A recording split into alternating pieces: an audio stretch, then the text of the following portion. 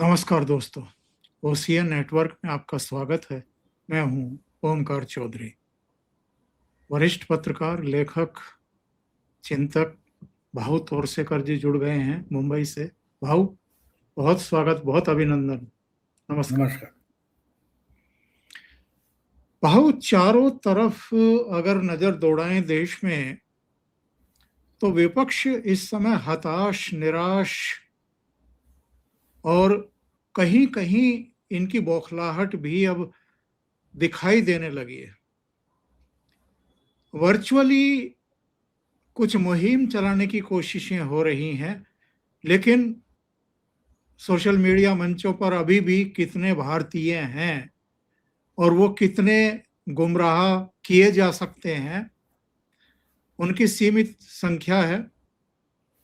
और चूंकि एक प्रामाणिक लीडरशिप भारत के पास है, तो जब तक उन पर कोई पुख्ता आरोप ना हो या उनके खिलाफ कुछ ऐसे तथ्य ना हो कि नई पीढ़ी को भड़काया जा सके, तब तक ये वर्चुअली जितनी भी मुहिम चलाई जा रही हैं, इनका कोई मतलब नहीं है।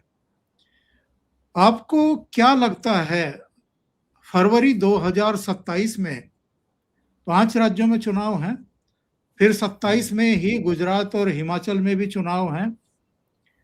अभी सिरे से ये लोग 2024 के लोकसभा चुनाव के बाद अलग अलग राज्यों में हारे हैं। केरल को छोड़ दें तो कांग्रेस को कहीं सफलता नहीं मिली है, वहां भी सहयोगियों के साथ सत्ता में आई है। तो ऐसे में क्या लगता है कि ये शांति से बैठेंगे?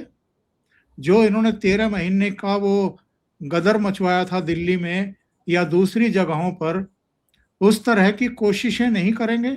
बार बार ये आह्वान भी कर रहे हैं कि जैन जी सड़कों पे उतरे, नीट की परीक्षाएं रद्द हो गई, पेपर आउट हो गए। इस तरह की हरकतें लगातार कर रहे हैं ये लोग। वो तो करेंगे ना। वो भी ना करे तो करे क्या। जनता से इनका संपर्क टूट गया। ये मीडिया के गोद में जाकर बैठ गए। मैं गोदी मीडिया नहीं बोलता, मैं बोलता विपक्ष मीडिया की गोद में जाकर बैठा है। और इसलिए विपक्ष की राजनीति पूरी जो है वो उनकी नहीं है, वो मीडिया के गोद में बैठकर चल रही है।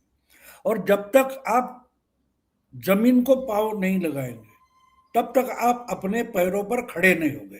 हाँ, चिल्लम चिल्ली बहुत होती है। आपके घर में बच्ची है, मेरे घर में बच्ची है, नाती ने हमारे, तो वो आके आपको डिस्टर्ब करती रहती, तो करने दो ना, थोड़ा एंजॉय भी करते हैं। मैं इनको एंजॉय करता हूँ। आजकल मैं विपक्ष की राजनीति को एंजॉय करता हूँ। ये थोड़ी देर में भूल जाते हैं। आपकी बच्ची है घर में, आपने देखा होगा कि कोई मुद्दा लेकर आएगी, जोर शोर से बात करेगी और इधर उधर हो गया। 2 घंटे के बाद उसको ही याद नहीं रहता कि साले दादा के साथ किस पर झगड़ा हुआ था, दादी के साथ किस पर झगड़ा हुआ था। तो ऐसी बचकानी राजनीति जो है, उससे ठीक है जेनजी रास्ते पर आए। अरे जेनजी तो बंगाल के रास्ते पर आ गई है। आज रास्ते पर बंगाल में कौन है वो तो देखो कम से कम। और बंगाल पूरा नेपाल से सटा हुआ है। जिस नेपाल के अनुभव के आधार पर आप जेनजी जेनजी जेनजी लगाए बैठे हो, आपको पता तक नहीं जेनजी के दिमाग में क्या चल रहा है।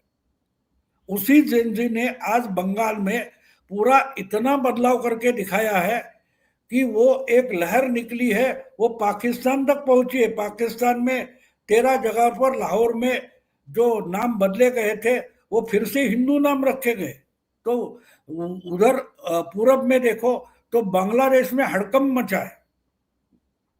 ये समझने की बात है, लेकिन बच्चों के समझ में बातें ऐसी नहीं आती। बच्चों के समझ में नहीं आती, ना विपक्ष के समझ में आ रही है, न राहुल गांधी के समझ में आ रही है। तो ये इससे उठेंगे नहीं। ये देखो 2024 का जो चुनाव था, वो चुनाव ये लोग जीते नहीं थे, ना कि बीजेपी हारी थी।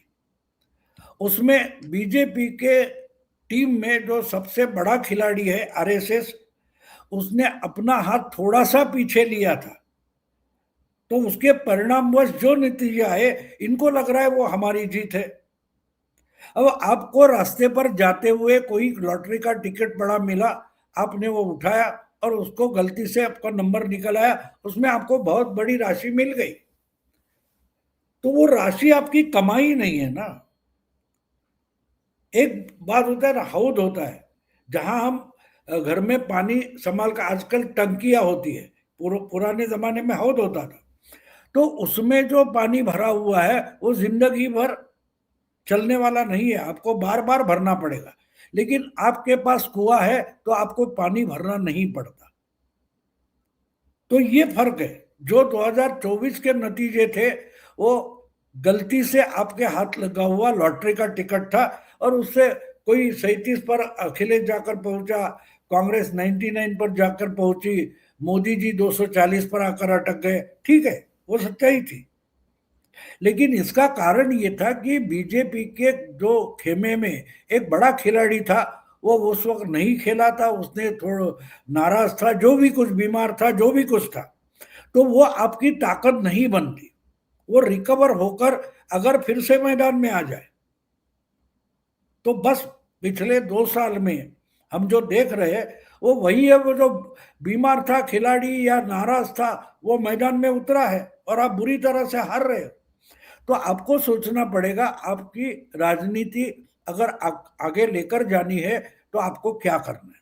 मेरा सुझाव है, मैं मानता हूं कि डेमोक्रेसी में अपोजिशन होना चाहिए, और अगर आप अपोजिशन की नहीं होना चाहते, आप विपक्षी की राजनीति ढंग से करके सरकार को घेर नहीं पाते, तो आपके लिए कोई जगह नहीं है।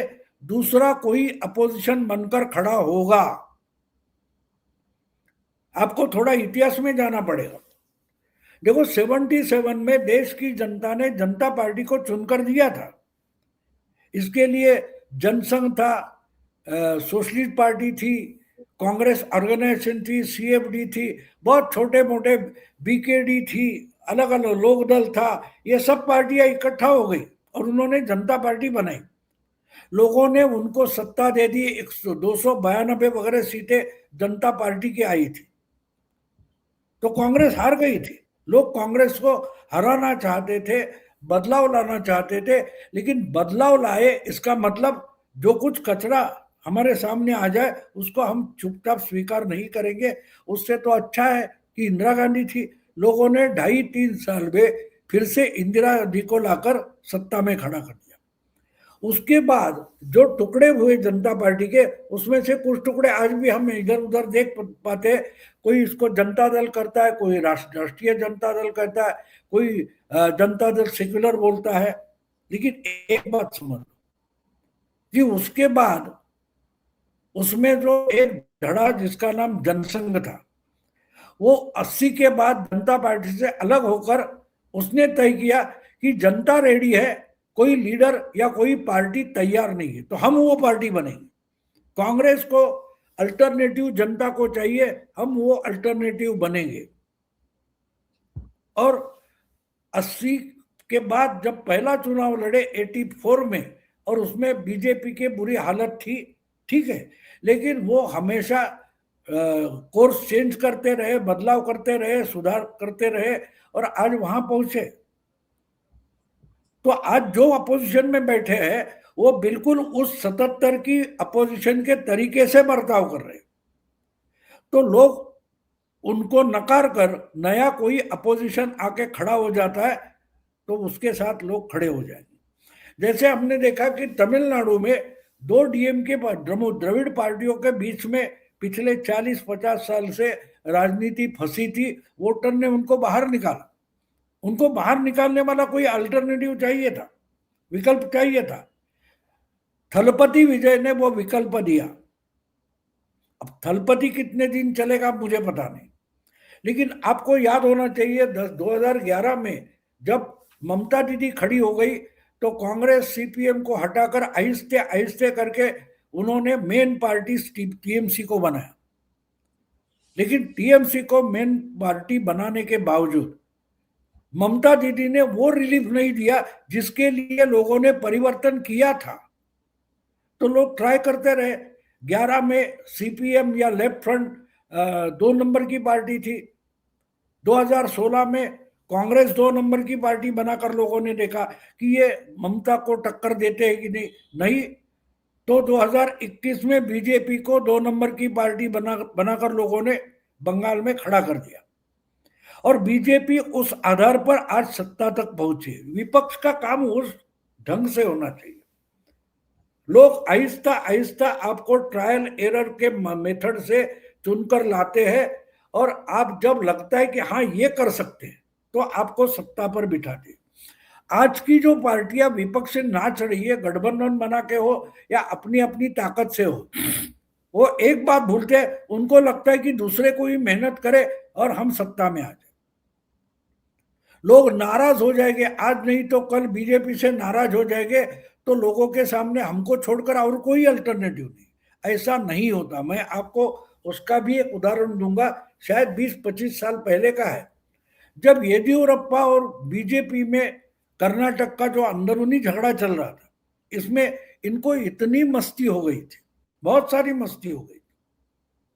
जब मेरा ख्याल है नितिन गडकरी बीजेपी के अध्यक्ष थे, राष्ट्रीय अध्यक्ष थे, तो येदियुरप्पा को यह बताया गया कि लोकपाल का जो आरोप है वो कोर्ट में जाकर वो साफ करके लाओ। उसके बाद भी येदियुरप्पा को उन्होंने फिर से मुख्यमंत्री नहीं बनाया बीजेपी ने। इतनी बीजेपी में हाईकमांड कल्चर उस वक्त आ गई थी। तो इनको लगता था कि लोग अगर देवेगौड़ा से नाराज है तो हमारे पास आ जाएंगे, नहीं आए। लोग वापस कांग्रेस के पास गए और एसएम कृष्णा मुख्यमंत्री बने थे। तो लोग किसी से नाराज है इसलिए आपके पास आएंगे, ये आउटडेटेड थियरी है। लोगों के पास मल्टीपल चॉइस है। 30-40 साल पीछे जाओ, आप या तो एम्बेसडर ले लो, वरना या तो फिएट ले लो, इसके या जीप ले लो। उस 3 गाड़ियां छोड़कर आपके पास चॉइस नहीं था।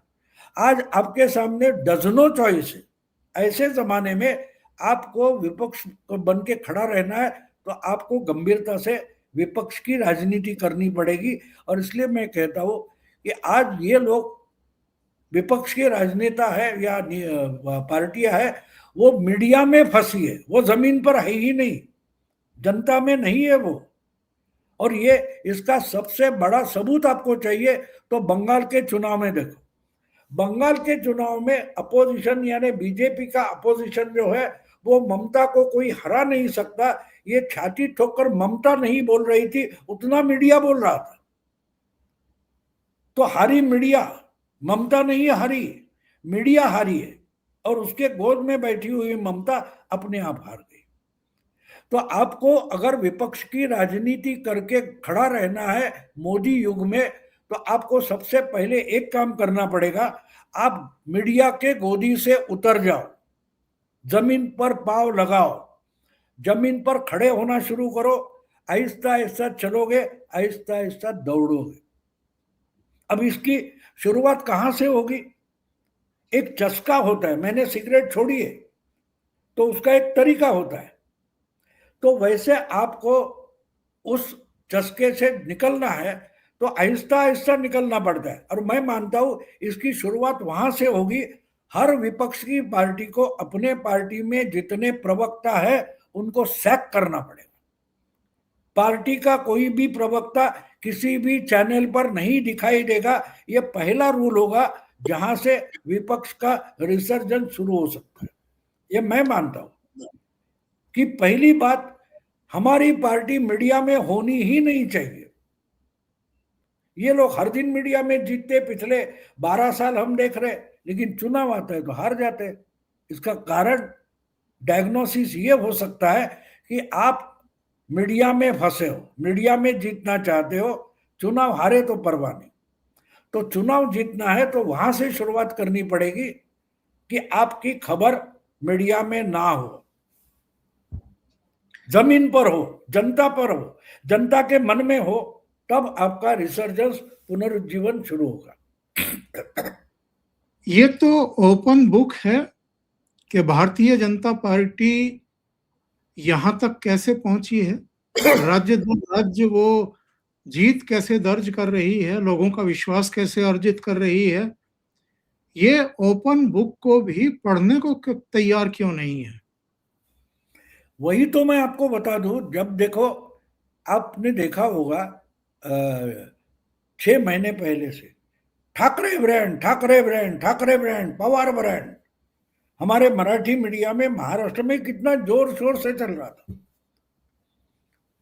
दो बिछड़े हुए भाई 20 साल बाद इकट्ठा हो गए, ठाकरे ब्रांड। यहां से राज ठाकरे आए, उद्धव से उद्धव ठाकरे आए, दोनों ने एक दूसरे के कमर पर हाथ रखे, एक एक के अपने दूसरे हाथ ऊपर उठाए, फोकस उन पर था और पूरा मीडिया इवेंट हो गया। आज ठाकरे ब्रांड उस मीडिया के दिमाग से भी निकल गया। क्यों हुआ? और उसमें उसके बाद जो 29 कॉरपोरेशन के चुनाव हुए, अलग अलग राज्य भर फैले हुए नगर परिषद, नगर पंचायत के चुनाव हुए, जिला परिषद, तहसील के चुनाव हो गए। हर चुनाव में बीजेपी और महायुति जीत गई। तो उसके बाद इस चुनाव के नतीजे पर रिएक्शन देते हुए जब मुख्यमंत्री बीजेपी के नेता देवेंद्र फडणवीस को पूछा गया तो उन्होंने मीडिया के आभार माने, बोले आपकी मेहरबानी। अगर बीजेपी और महायुति महाराष्ट्र में इतने बड़ी संख्या में जीत गई है, उसका सबसे बड़ा श्रेय मीडिया का है, क्योंकि आपने हमारे विपक्ष को मीडिया में लपेट कर रखा था, जमीन पर उतरने नहीं दिया। हर जमीन में थे, हम मीडिया में नहीं थे। हम हर दिन मीडिया में हारते थे, हम हर ब्रांड के सामने मीडिया में हारते थे, लेकिन हम जनमानस में थे। अगर आपने विपक्ष को जनता में जाने की सहूलियत दी होती और मीडिया में खड़ा ही नहीं होने देते तो शायद हमें लड़ना पड़ता, टक्कर करनी पड़ती। ये ओपन बुक, आप ये ओपन सीक्रेट है। देवेंद्र फडणवीस ने ओपनली बताया है कि हम लड़ना चाहते थे लेकिन बिना लड़े ही जीत गए, क्योंकि विपक्ष को मीडिया ने अपने चंगुल में फंसा कर रखा था। तो विपक्ष को अगर विपक्ष की राजनीति करनी है तो मीडिया के चंगुल से बाहर निकलना पड़ेगा।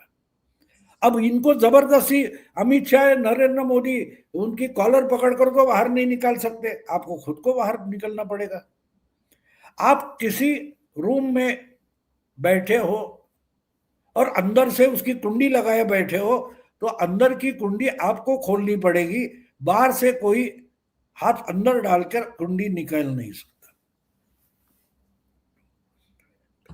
भाव, एक घटना घटी है जो मैंने शुरू में कहा था कि वर्चुअली एक मुहिम शुरू की गई। 5-6 दिन पहले सीजेआई किसी मामले की सुनवाई कर रहे थे। उन्होंने एक कमेंट किया कि जो बेरोजगार युवा हैं, और स्पेसिफिकली सभी बेरोजगार युवाओं के बारे में उन्होंने टिप्पणी नहीं की थी, एक सेगमेंट है, एक तबका है जो व्यवस्था को, सुप्रीम कोर्ट को भी निशाने पर लेकर के सोशल मीडिया पर मुहिम चलाता है, कमेंट करता है। उनके बारे में उन्होंने कहा कि ये कॉकरोच की तरह हैं। तो 6 दिन पहले उनके बयान के अगले दिन अमेरिका में बैठा हुआ एक नौजवान अभिजीत दीमके करके है, उसने एक पॉलिटिकल पार्टी बनाई वर्चुअली, उसका नाम रखा कॉकरोच जनता पार्टी, और उस पर फॉलोवर्स बनने शुरू हुए। कल तक वो फॉलोवर्स की संख्या 1,30,00,000 के आसपास थी।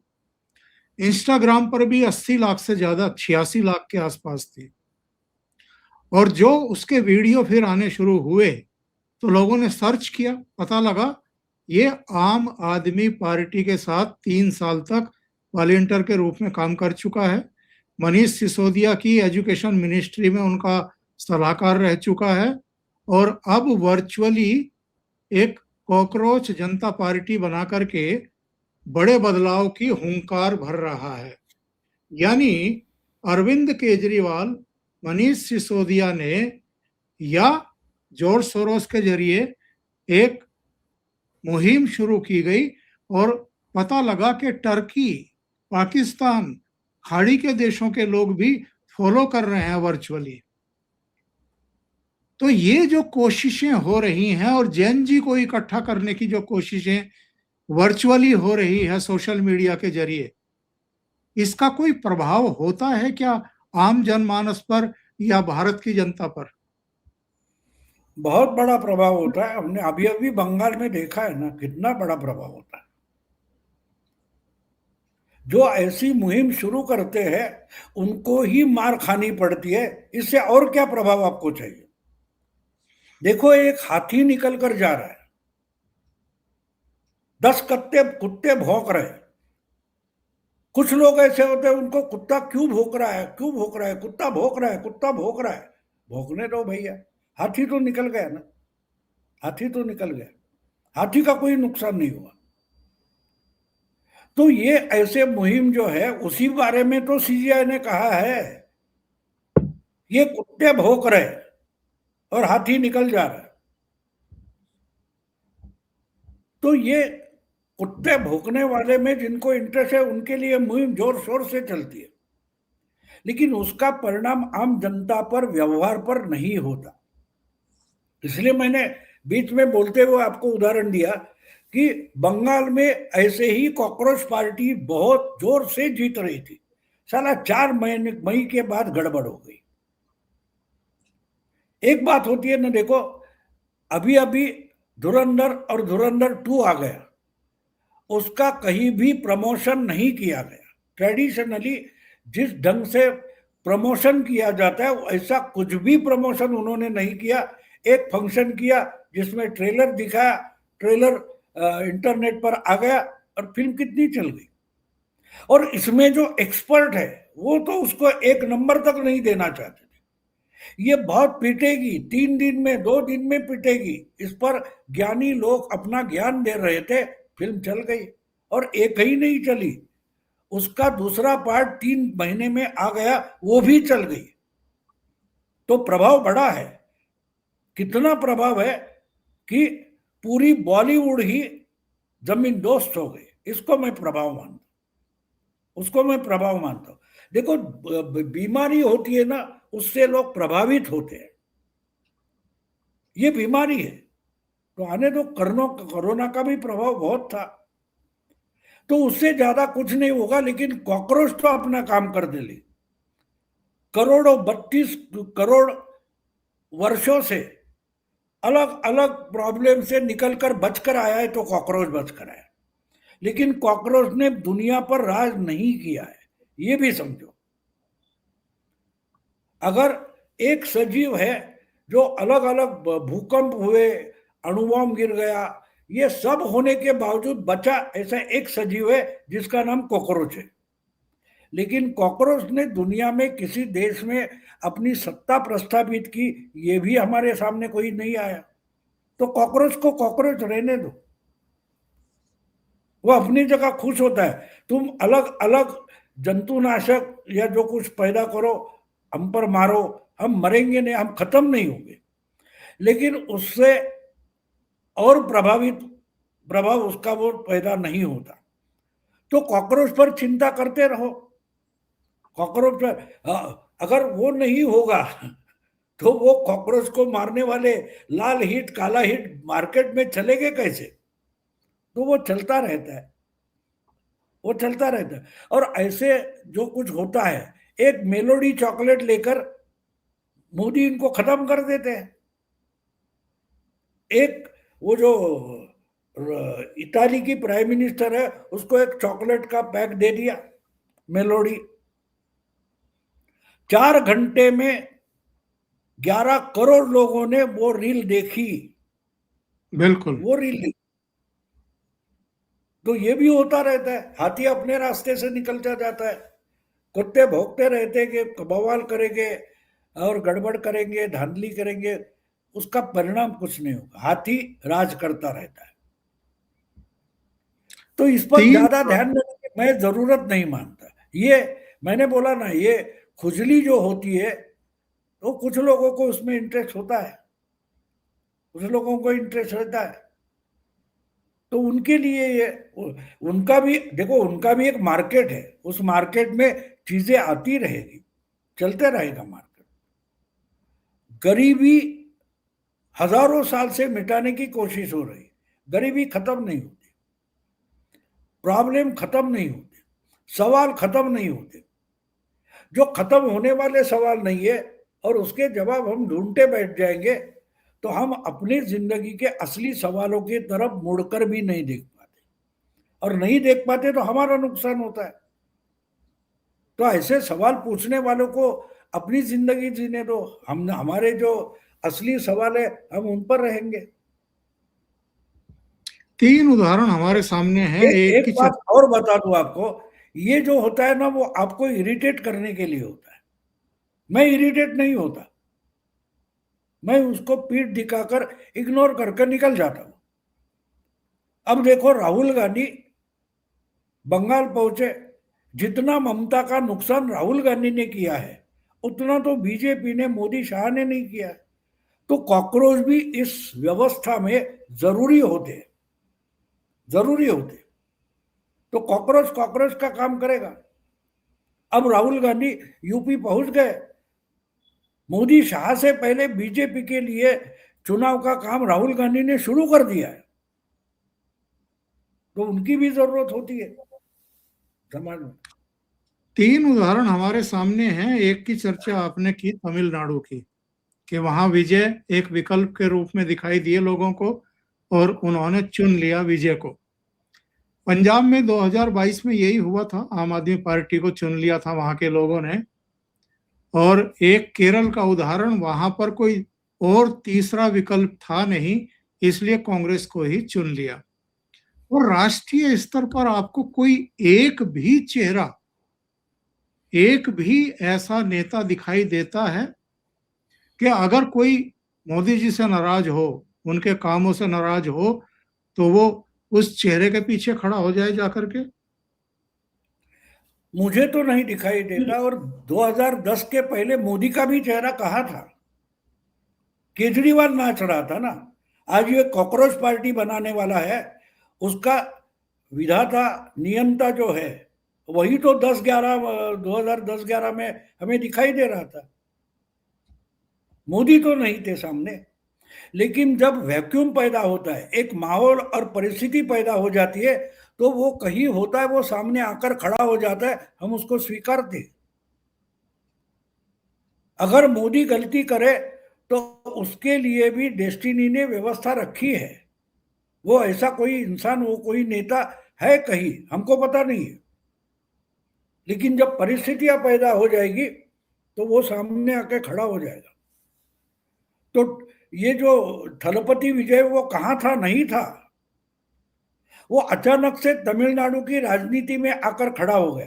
5 साल पहले आप जाओ तो रजनीकांत आने वाला है, उसकी चर्चा थी, लेकिन ऐन समय पर रजनीकांत पीछे हट गया। कमला हसन आगे आ गया वो जगह लेने के लिए, लेकिन उसको लोगों ने रिस्पॉन्स नहीं किया। तो ये बातें होती रहती। देखो, मैं मानता हूं कि इस व्यवस्था में, इस घटनाक्रम में मेरी जो जिम्मेदारी है मैं उठा लेता हूं। मैं डेस्टिनी बनने की कोशिश नहीं करता। लेकिन ये होते आया है, हजारों सालों से होता आया है। तो अगर मोदी शाह गलती करेगी, बीजेपी गलती करेगी, तो उनका भी अल्टरनेटिव आ जाएगा। कोई अमर पट्टा लेकर नहीं आता। जहां तक आपकी जिम्मेदारी है पूरी करो, निकल जाओ, नहीं तो धक्के मारकर निकालेंगे। सीपीएम की हेजीमनी खत्म करने के लिए ममता स्टॉप गैप अरेंजमेंट थी। आज जिस तरीके से बंगाल की जनता ने शुभेंदु अधिकारी और बीजेपी को लाया है, वो अगर जिम्मेदारी से काम नहीं करेंगे, लोग उनको हटाएंगे। उनको हटाने वाला कौन है, इस पर चर्चा मैं नहीं करता। इसलिए नहीं करता कि मेरी नातिन को पसंद आने वाला लड़का कौन होगा और वो आगे जाकर कौन सी क्षेत्र में कुछ करेंगे या उनके बच्चे कैसे होंगे, उस पर चर्चा मैं नहीं करता और करना भी नहीं चाहता। कि वो जो है वो उसका माहौल होना चाहिए।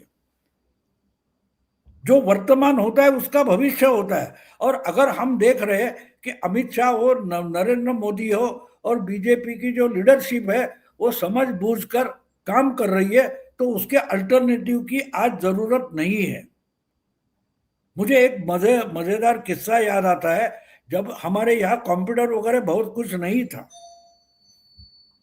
ऐसे समय में एक बात हुई थी कि शम्मी कपूर ने कंप्यूटर यूजर्स एसोसिएशन बनाई थी। शम्मी कपूर ने वो अपना ही मजाक उड़ाते हुए इंटरव्यू में कहा कि उस वक्त इंडिया में बहुत सारे कंप्यूटर नहीं थे, लेकिन मैं लंदन गया था, वहां से सॉफ्टवेयर लेकर आ गया। यानी ऐसी बात हो गई कि मुझे कंप्यूटर लेना है लेकिन पेट्रोल पहले परचेस करके लाया। तो ये चर्चा मुझे वैसी लगती है कि 15-20 साल बीजेपी के बाद कोई अल्टरनेटिव चाहिए, उसकी चर्चा हम आज कर रहे हैं। वो फिल्मों में ठाकुर और चौधरी बताते ना कि बचपन में बच्चे पैदा हो गए, उनकी शादी तय कर देते, वैसे ये कल्पनावश होता है। मैं उसमें जाना नहीं चाहता। मैं मानता हूं कि आज उसकी जरूरत नहीं है, उस पर चर्चा करने की आज जरूरत नहीं है। हाँ, अगर गलती मोदी वगैरह करेंगे, ये समाज उनका भी अल्टरनेटिव खड़ा कर देगा। ये मैंने मेरी नानी ने कही हुई कहानी याद आती है। एक बार ये ब्रह्मा विष्णु महेश बोलते थक जाते, ये क्या दुनिया चलाना, झंझट चला, जाने दो, हमको भी छुट्टी चाहिए, उठकर निकल जाते। बाढ़ में गई दुनिया, मसाले डूब गई तो जाने दो। और निकल कर आते आते आते एक कोई बंजर जमीन के सामने से निकलते, तो एक बुढ़िया बैठी है, उसकी सामने एक टोकरी है, उसमें बहुत सारे अंडे हैं। वो निकल जाते हैं आगे, और आगे जाकर सोचते हैं ये बुढ़िया यहाँ क्या कर रही है, क्या कर रही है, यहाँ तो निर्जन है, इसके अंडे भी खरीदने वाला कोई दिखाई नहीं देता। तो वापस लौटते और बुढ़िया को पूछते तू क्या कर रही है। बोले कुछ नहीं, मेरा काम है ये अंडे लेकर बैठ जाना। तो बोले क्या करती है इस अंडों को। कुछ नहीं बोलती, क्या है कि जब ब्रह्मा विष्णु महेश काम करने से थक जाते हैं और दुनिया बंद होने का समय आ जाता है, तो मैं अंडा फोड़ती हूँ, उसमें से नए ब्रह्मा विष्णु निकल आते हैं और वो दुनिया चलाते। ये भागे दौड़े ब्रह्मा विष्णु वापस आकर काम पर बैठ जाते। तो हम खुद को ज्ञानी समझने वाले लोग होते हैं ना, वो ब्रह्मा विष्णु महेश जैसे होते हैं। तो हमसे भी आगे। तो मैंने नानी को पूछा था वो बुढ़िया कौन थी, बोले उसका नाम आदि माया है, नियति होती। तो वो परिस्थिति पैदा करती है, उसका सवाल भी वो तैयार रखती है, समय आने पर वो अंडे से बाहर आता है। भाव बहुत बहुत धन्यवाद। बहुत महत्वपूर्ण टॉपिक पर आपने गहन विमर्श और चर्चा की। उम्मीद है दर्शकों को ये चर्चा अच्छी लगी होगी। तो लाइक का बटन दबा दें, वीडियो को शेयर करें, चैनल को सब्सक्राइब कर लें, और भाव का हिंदी में भी चैनल है प्रतिवाद, उसको भी सब्सक्राइब करें। बहुत बहुत धन्यवाद। नमस्कार।